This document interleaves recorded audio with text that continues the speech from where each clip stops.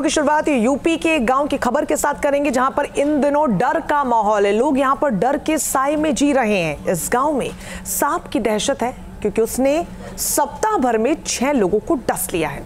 अब इस गांव में लोग सांप के डर से पलायन कर रहे हैं, पलायन करने को मजबूर हो गए हैं। जो लोग बचे हैं वो रात भर जाग कर पहरेदारी करते हुए नजर आ रहे हैं। इस गांव में कैसा है माहौल और एक सांप में कितना जहर होता है, इस रिपोर्ट को देखिए।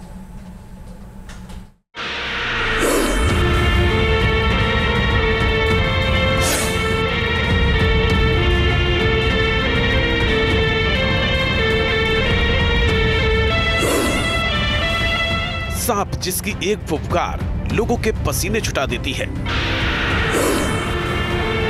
जहरीला सांप एक बार डस ले तो जिंदगी मुश्किल में पड़ जाती है। सांप से अगर सामना हो जाए तो फिर मौत सामने नजर आने लगती है।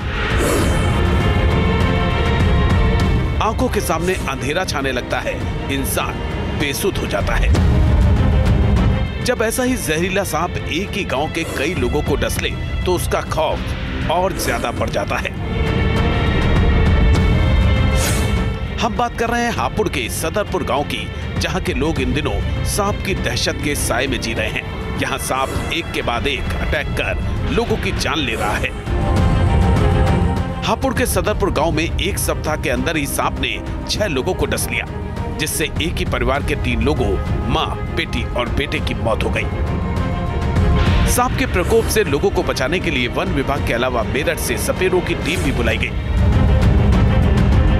हालांकि अब तक सभी सांप पकड़ने में नाकाम साबित हुए।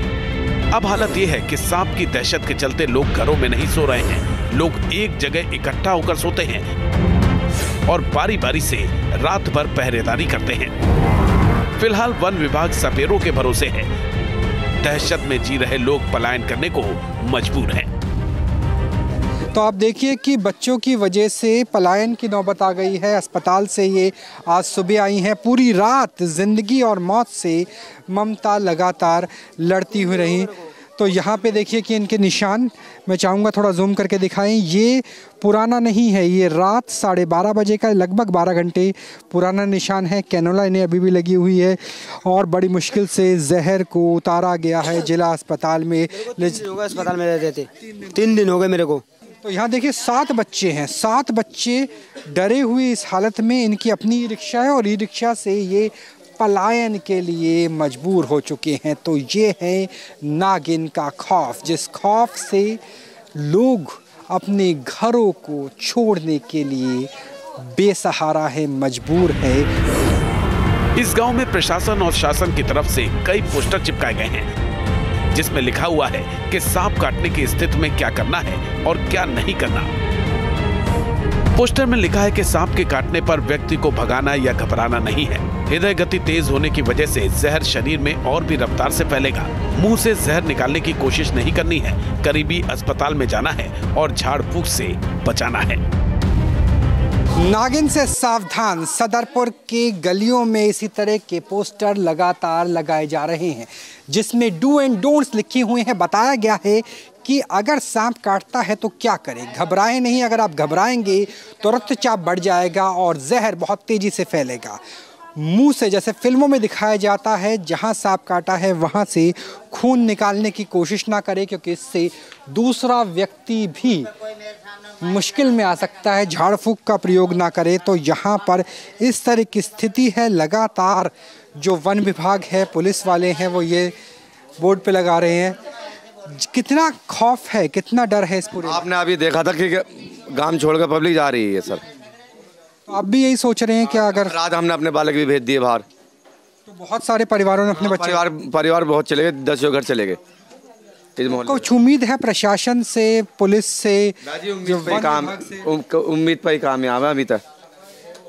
तो रात को क्या दरवाजे वगैरह बंद कर देते हैं, कैसे? बाहर ही रहते हैं, बाहर ही सोते हैं। यहाँ कुछ पब्लिक यहाँ सो रही थी, कुछ यहाँ सो रही थी, कुछ आदमी पैरे लगाते हैं, बच्चे और औरतें सोती हैं। सदरपुर गांव में जहरीले सांप ने एक ही परिवार के 3 सदस्यों को कुछ ही घंटों के भीतर डस लिया। सांप का जहर फैलने से इस परिवार की एक महिला और उसके 2 बच्चों की मौत हो गई। 4 घंटे तक इनकी पत्नी अपने जीवन से लड़ती रही, वो भी नहीं बच पाई। और शायद अगर वो करवा चौथ का व्रत कह लीजिए या फिर ये अंदर सो रहे थे, ये मान लीजिए, ये जीवित बचे हैं। और अब पूरा गांव पलायन की स्थिति में है।